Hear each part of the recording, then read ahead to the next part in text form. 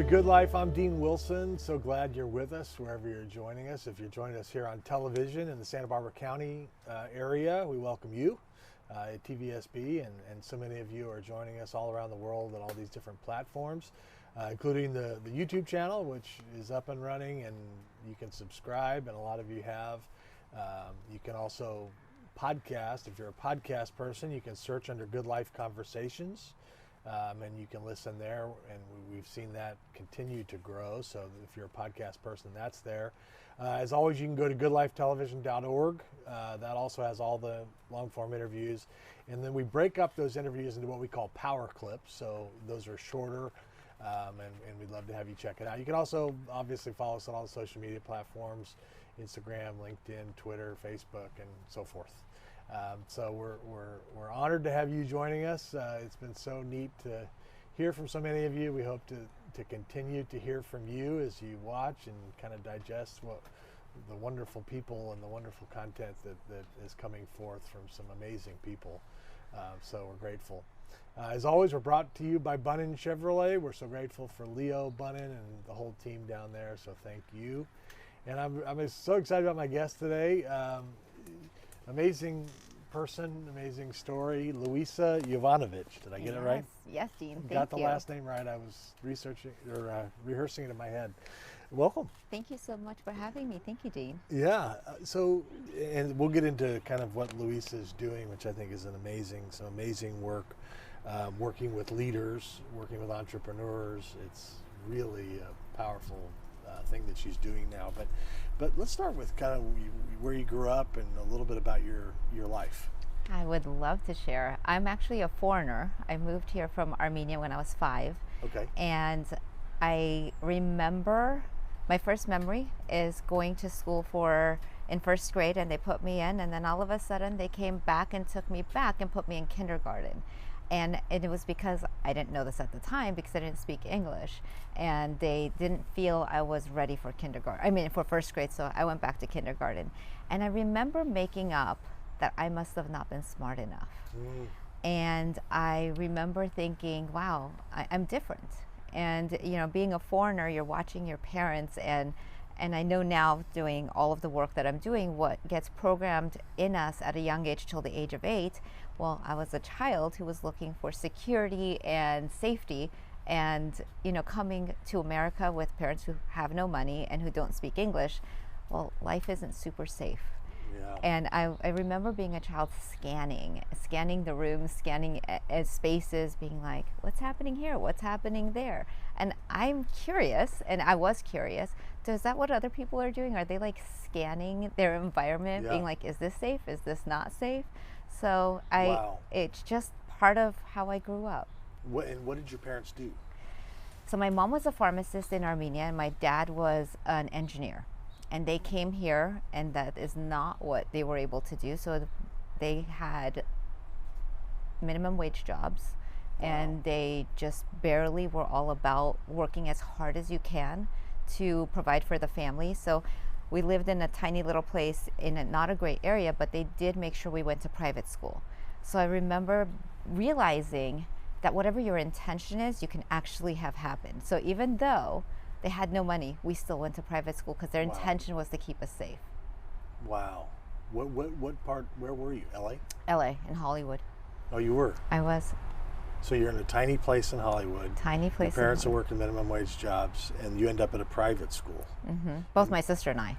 Wow. What a gift that is. Right. And then what? And then our house got robbed, and I think they were very committed to moving, because their intention was, we're moving to America to build a life and to create a life for these children. So in a very short time, within a short amount of years, they bought a house, and we moved to North Hollywood, and we went to private school still. And I'm still watching my parents and experiencing life. But one of the things for me is we were different. My parents made different food compared to my American friends. We didn't get peanut butter and jelly sandwiches for school. We got things that didn't smell so good. Or, at the time I didn't feel they smelled so good. They were just different. And so I would throw away my lunch because I didn't want to be different. And I just really was so embarrassed being different.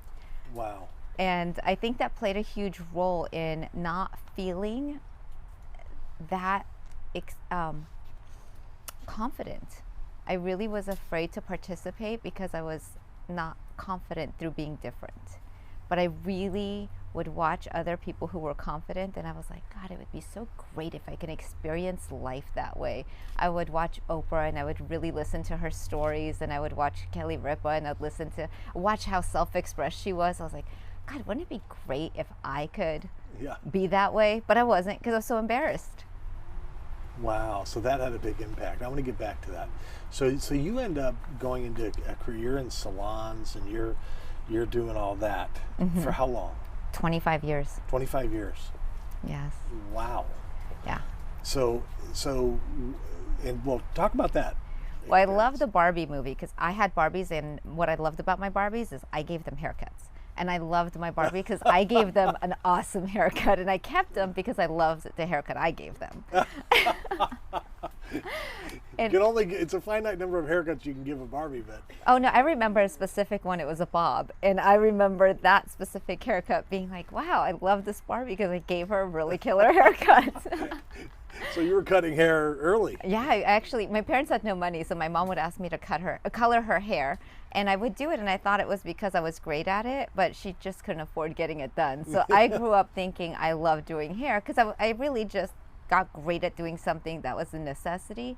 And then I have the story when I was in 6th grade, I was walking through a mall, and at the time we didn't have social media, so people would come up to you and say, can I offer you to be a model for our class? And then they would give you, practice haircutting on you, and then you would get it done. So I heard model. I didn't hear guinea pig. So I'm like, Dad, you've got to take the day off of work. I'm going to go be a model for this class. So I went to the salon. This beautiful woman walks out with long legs, high heels, amazing. And she gives me this haircut. And I remember thinking, when I grow up, I want to be a hairdresser because I love this feeling. So fast forward, this is 6th grade. Fast forward, I'm 47 years old now. And I'm at the salon. I'm telling the owner this story because I moved back from Florida back to LA. That's the whole story. And I'm at a new salon, and I'm telling the owner this story. He said, what salon was that? I said, Cassandra 2000. He said, I used to own that salon. No way. So this many years later, I end up in the salon that owner used to be. Wow. Yeah.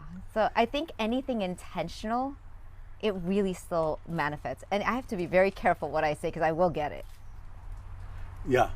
So ladies, when they're getting their haircut, talk. Yes, they do. See, I don't talk. I don't like to talk if I'm getting my haircut.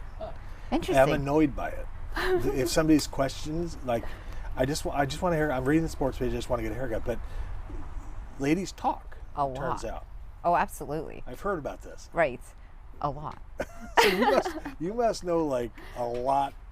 Absolutely. Stuff about a lot of people. Absolutely. And I honestly felt like coaching was natural because that's all I was doing. And people would say, you're my guru. And I'd say, I don't know. I mean, isn't that life? Isn't this how life goes? And everyone who left my chair would say, I always leave with a nugget. I get to take action in an area that you opened up in our conversation. So I assumed every hairdresser was like that. And every time someone left my chair, they would love their hair, but they would always thank me for like allowing them the space to shine and seeing things in them that they hadn't even noticed before. And isn't that amazing? Even I've also heard, well, I've always been like this, and it's great that you could do it, but I don't see that how I can. And I'm like, I promise you, just take a little tiny moment of believing it's possible. You can make it possible. And they would resist me, and then the next day they'd call and say, I did it. Yeah. And it would bring me so much joy. I think that's so great. And probably a lot of those people, maybe they didn't have anybody else to talk to. I think sometimes we overestimate, like, everybody has a bunch of friends and community that's there. But it's interesting to me. Yeah. They probably were like, this is a gift. Like, Absolutely. There's such a safety, Yeah. There's comfort, there's safety and vulnerability. You're being touched by someone, so you can't help but be vulnerable. Right. That's true. I hadn't thought of that. So, okay, so let's go back to, so early in your life as an immigrant, as somebody who didn't speak English and is thrust into this country. You talk about the safety, feeling unsafe, and confidence, feeling less than, Right. or in some way. How have you addressed those, or how have those changed, those really formative things in a young kid's life? Right. How has it impacted you? How have you grown? And what and how are you now using what's happened with other people? I love that question. So I had this story, and I got so good at telling this story that when I was pregnant with my son, they told me my blood type is an A positive. I was like, wow, that's the first A+ of my life. Because I really had this story that I wasn't smart enough. But I think our gifts are hidden from ourselves. So I looked around one day and realized I'm really surrounded by spectacular people who really love being in relationship with me. I am consistently around extraordinary. And being a hairdresser, not only does everyone tell me their stories, I tell them the same story, chair after chair after chair. So I knew as I would tell my story, when they would get to this like poor me part where they would go, oh, I'm so sorry. I was so used to telling my story in such a way that it was kind of a victim story. Until one day someone said to me, I don't see you that way. I don't really see you as a victim, and being enrolled in your story is not serving you. And I thought, how interesting. And I thought, I keep telling the same story and enrolling people into poor me. And I thought that was vulnerability. I really believed I was being vulnerable. And then I realized, what if I were to shift my story a little bit? Just like gratitude, right? We're grateful and then we get more things to be grateful for. Right. What if I shift my story a little bit? And all of a sudden, I started to get even more extraordinary people in my life. People were a lot more attracted to my energy, and I started shifting to how I woke up with my own essence that excited me. So I was like, I'm not a victim. I'm actually a warrior. And I started waking up differently. I started sharing differently. New energy started being attracted to me, and I realized, so it takes one person to not be enrolled in someone's story. So when people sit in my chair and tell me their story, I listen for what's beautiful. I listen for what's possible. I look for what's extraordinary about who they are, and I don't buy their victim story. That is powerful. And they, in that one moment, even though they've been telling the same story, they see possibility. Just like I did. That is such a powerful thing. Because we're telling ourselves a story.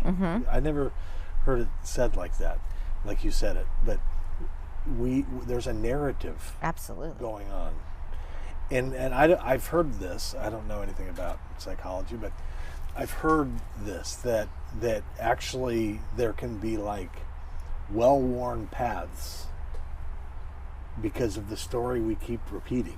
Things that actually may not be true, but we can talk ourselves into thinking that they're actually true. 100%. If we say it enough. 100%. Isn't that right? So I have a story about that. I told my son, let's draw a picture about a memory you have that brings you joy. He said, I actually have a memory that doesn't bring me joy. And he's 17 now, so he was 16 when we had this conversation. He said, I remember being young and having chickenpox, and you gave me penicillin, and I'm allergic to penicillin. I said, well, child, I love you, but you've never had chickenpox. And the only way you and the only way you know you're allergic to penicillin is having it once, having a reaction, and then you know. So he has been carrying this story of him having, he goes, well, what were those red bumps? I said, you had a fever and it broke into a rash. And that's what you had.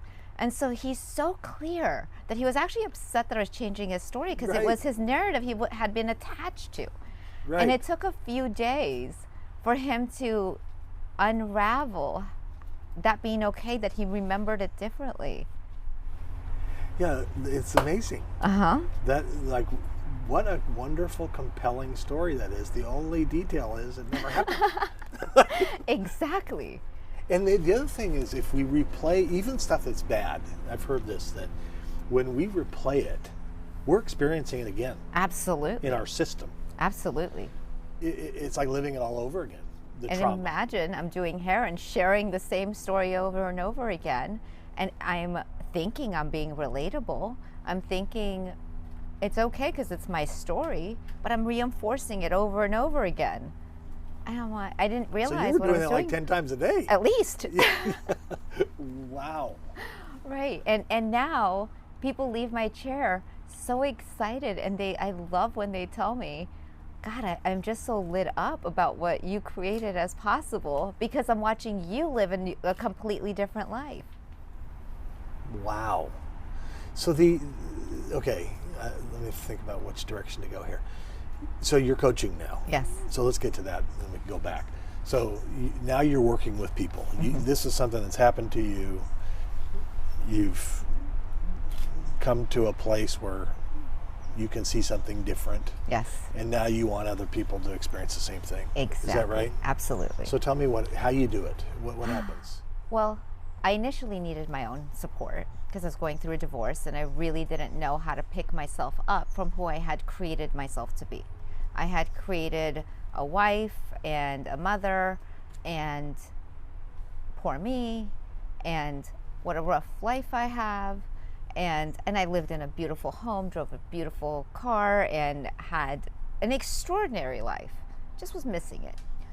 I somehow... You just weren't there. I just wasn't there. And I really had this like, wow, it's so great on the outside, but something's missing. And it was me. I kept thinking when my husband said, let's go to have yoga, I made up that he only wanted me there to watch the children. I literally was living a completely different life. And I didn't know I was. And I was constantly sad. I was constantly feeling bad for myself. And I felt justified because I was looking for things to justify my sadness. So I'm getting divorced now because what else would happen in that scenario, right? And I realized in that space how my stories were really ruining my life. But when I was growing up, I've always been drawn to supporting people, to helping people, to being a coach. Like I naturally am a coach. And I remember being in Florida, riding my bike, and I was listening to Oprah and Eckhart Tolle, and he said to her, what do you like to do? She said, I like to learn and I like to teach. My brain said, me too. And then it said, who do you think you are? I was like, well, that's sad. And then I thought, COVID's happening, everybody's going through watching Netflix, sharing what shows they're watching, and I'm getting certified to be a coach. I'm all in the coaching world. I'm so loving life. A year later, I'm doing a meditation in a class, and it's going through a journey of finding your purpose. And it says, what's your purpose? This time my brain says, world leader. And I was like, well, yeah, as opposed to who do you think you are? And then I realized that who do you think you are has me not showing up in life, has me telling sad stories, has me believing my sad stories, telling everybody that like, oh, what a rough life to live in this beautiful home and I'm just so sad. And now world leader pops up. And it doesn't mean that anything other than I get to participate. I get to like live, I get to be here. I get to have a voice, I get to matter. And so if I get to do that, how awesome that I get to inspire others who didn't think they mattered to do that. Wow. So you'll sit down with somebody. How does it start? Do they share their story? What their story with you? It happens so naturally. I'm constantly listening, and it's just how I. And you're picking up stuff. Absolutely. So in every conversation, we share what our beliefs are. We don't realize they're coming out of our mouth, but they are. And everyone's hearing how we tell our story, and I repeat back to them what I heard. Like, you want a relationship, but you don't believe in love. You want to be really rich and very successful, but you think you're going to get stolen from. You don't believe that you're capable. You don't think it's possible for you. You don't think you're smart enough. And so all of those things like come out of our mouth, and we say them even though we say what we want, and then we also say why it's not going to happen. So I listen. Do they call that self-sabotage? Absolutely. And that's like something what is that? What is self-sabotage? I don't think it's intentional. I think it's our beliefs. Our beliefs are saying. Our beliefs just happen to come out of our mouth. Absolutely. I actually don't think I'm good enough for this. Exactly. Stuff like that. Like I would tell the story, my only A+ was my blood type. And I really was like, I'm just not smart enough. But then I looked around, and like, everyone around me is pretty remarkable and they're extraordinary. So if I wasn't smart enough, I sure have surrounded myself with pretty smart people. Faked them out. Yeah. So that's an interesting thing. So coming from that demotion to kindergarten, that came with you all the way up. Did. I'm not smart enough. I don't belong in this room. Right. That's something that's very insightful that you figured that out, that you got to the root. Absolutely. And then have you overcome that? I mean, is that... It still plays a role in my life, but I get over it faster. You know when it's happening. Right. For example, being able to be here. Would someone who doesn't think they're smart enough or capable of, worthy enough, be here? No. Yeah. And so I get to really be extraordinary enough to say yes to things that scare me. You know, you guys were talking about failure earlier. I was terrified of failure. I only wanted to do things that I felt safe doing. And failure was not on my list of choices. I didn't want to look bad. I didn't want to do it wrong. I didn't want to fail. But I'm around so many successful people, and watching them embrace failure had me actually get that people look at you and say, wow, you're willing to play so large that you can actually fail that big too. And it's okay. I've failed huge. Yeah. It's a humbling, obviously, thing, but it's something I've just realized. All the great ones, all the people that we failed. Like, we don't see that side of it. Right. And that's what I think when we were talking about earlier. I mean, I think, you know, learning how to fail is almost something. Right. You know what I mean? Absolutely. I think it's such a gift to do it beautifully and not make it, there's something wrong with me. Right. I'm not enough. I won't try this again. It's like feedback. It's neutral and it's feedback to what gets to actually shift. It's an opportunity. That's so good. So you're working with business people, you're working with entrepreneurs, leaders, yes, people of all kinds. They can find you at, it's Connect the Source. Connect with Source. Connect with Source. ConnectWithSource.com. ConnectWithSource.com is the website. There's also a LinkedIn page, Louisa Jovanovich, but the first letter is J, but I'm saying it properly, Jovanovich. Exactly. So what is your vision as you look out for the next chapter of your life? What's your sweet spot in terms of, you could write the story for the next 10 years on how you're going to spend it, how you're going to impact, what would it look like? I would be speaking on stages, Really? inspiring, creating, and really, during this time, I got certified to teach a course that's called Clarity Catalyst, and it started 40 years ago in Stanford University, where people were graduating and coming back saying, I did everything I was supposed to do and I'm not happy. So Dr. Michael Ray created this course on mindfulness and emotional intelligence, and they studied children. And the course is on creativity. You access your creativity to find what you would like to do. And that's how I found coaching, because I was a hairdresser. I'm like, I love doing hair, and I only do things I love doing. Like, I'm a complete stand for loving what I do. So I chose coaching through the course, and now I get to teach the course. And it's for anyone who's stuck in their life going, I am not sure where my next steps are.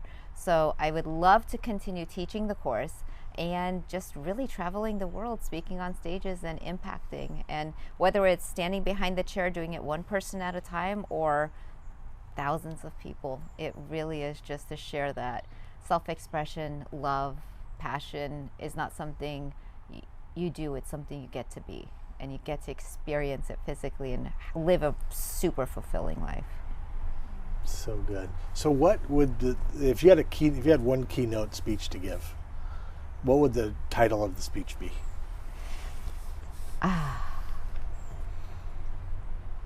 Your inner god and goddess gets to live this life. You get to live full out. Like it's And passionate. what would you tell me what you'd say? Tell me what if you're on stage and you got 1,000 people in front of you, what do you want to give them?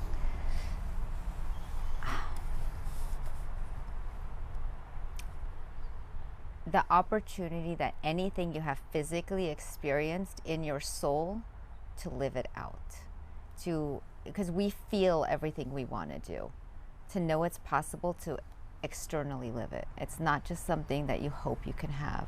You can actually get there. You can actually live this life. Yes. And so part of that obviously is the victim narrative. You get to let go of that story. You get to let go of that story. That's a powerful thing. You get to let go of the sad victim story. Absolutely. And do something different. Right. That this is who I've always been doesn't have to be that this is who I will be. And there's kind of like a discipline involved in this, I think. Absolutely. I mean, I work out every day, I journal every day, I meditate every day, and I love it. You know, it's something you get to love. Yeah. It's not I have to do this. I actually wake up excited to. Yeah. What role does community, friendship have in this thought process? It's really a huge component. I call it our tribe. Yeah. You know, you want to have people in your circle on the same path as you, and so everyone is supporting each other, inspiring each other. So there's going to be days where I'm down, but having my tribe, having my community, having people who are on that path with me, who would never stand for my poor me story. Yes. I don't have any more people who listen and would not say, yeah, no. I don't really have those people anymore in my life. So I get to be a stand for my community, and they're a stand for me. Nobody would buy that story with me anymore. Interesting. Because like the inner circle, my wife and I always talk about it in terms of circles. Like there's kind of this, and then there's this, and then, you know, and you know, 20 years ago we kind of let anybody in. Right. You know, because the more the merrier. And then we kind of learned over time, after getting, you know, obviously, you know, betrayed and backstabbed and, you know, what we all go through, like, okay, I think we need to tighten this up a little bit and be real careful about who's in here, because we don't want to do this anymore. And the same thing, like, what are they saying? You know, are they telling me who I actually am? Right. Or are they participating in this sob story that is just, right? Absolutely. So we have to actually pick our friends well. Yes. And now I look around and my friends are amazing. And that's part of the course too. It's like you build a community within the course because it's all like-minded people. You know, all of a sudden you're doing work with people who are here because they want to grow. You're now having opportunities to meet people who are on the path with you. And it's something that goes through your entire life at this point. All the people that I've met along the way, and they say transformation is not for people who need it, it's for people who want it. How much of my life I spent trying to save people who had no interest in being saved. They were like, Louisa, leave me alone. Right. That's a good point. And so there's people who actually want it. So why was I, spending time with someone who's not interested? That's a great point. Time is valuable. Absolutely. Yeah, we have to be really careful about our time too. Absolutely. I mean, because that's a great point. Because people who are not wanting it, like you say, I mean, you know, in the recovery community, they talk about, you know, the gift of desperation. Like if somebody's not there, forget about it. You know, like, there's nothing to do. Right. And it's also when you take the lid off the pot and you're hours on end listening to somebody and they're not willing to change, Right. you're not supporting them. No. So I would be the like, I'll sit here and listen to you and I'm just so loving and compassionate. But really, I was not serving that person at all. Nor was anyone who was listening to my sob story. No one was serving me during that time. Isn't that interesting? And they probably think, man, I'm such a great listener. I'm such a great loving person. But the reality is, it just prolonged the misery. Absolutely. So sometimes you need that person to step up and say, you know what, this is BS. Yes. I'm sorry to say it. Like, I mean, isn't that right? Absolutely. Like, we need those people. Thank God for that person who did it with me, because we're always enrolling everybody into our story, and I was a master enroller. Welcome to the club. Poor me. Yeah. And thank God. There's a scripture about that. It talks about the wounds of a friend are better than, the kisses of an enemy. And none of us want, take a gut punch on something, but that's actually sometimes the most loving thing that can possibly happen. Absolutely. You're not going to like what I'm about to say, but I love you. And isn't that parenting? I mean, oh yeah, I do that with my yeah. children all the time. I love you so much. And my daughter has said to me, I don't think that person's mom loves them that much because she's never participating in anything she's doing. She just has a lot of freedom. And our children tell us what they're looking for. Even though she'll say, leave me alone, I don't want to come home right now. Well, guess what? I heard you also say that person's mom doesn't love them enough because they don't really care where they are. Because I care where you are. Right. Sometimes I think we want to be liked so much. Sometimes I see parents do this even with their kids. Mm-hmm. And you kind of feel like saying, the goal, the end of the day here, it's not important that your kids, that you win the popularity contest. Absolutely. Like, what's important is that you're parenting them. Absolutely. And love, discipline is part of it. Right, it creates the security and the safety I was Right. looking Here's for as a child. Here's the lines. These are the Yes. ones you don't cross. If they don't have that, then it's ironically they end up not feeling loved. Right, or safe. Or safe. I didn't feel loved. I felt loved. I didn't feel safe because my parents were so busy surviving that I missed what safety looked like from them. Wow. You've really learned a lot. Yeah, and I'm so grateful for it now. Oh, I'm so grateful for you. Thank you. And you're going to have a great impact on a lot of people. I So truly connect hope so. with Source. Yes. Connectwithsource.com. Check it out. Louisa is doing coaching. She does have that course she talked about. She's certified in. Stanford University originated, and it's I've heard good things about it. You can connect with her on LinkedIn, Louisa Jovanovich with a J, and connectwithsource.com. And again, if you're stuck, which we can all be stuck. I've been stuck. Everybody can be stuck at some point, or if you're wandering around, you don't know what your purpose is or what you should do next, I'd encourage you to connect with Louisa. She's got a lot to offer, obviously. So thank you, Gene. This was fabulous. Great to meet you. Thank you. Thanks for joining us. We'll see you next time.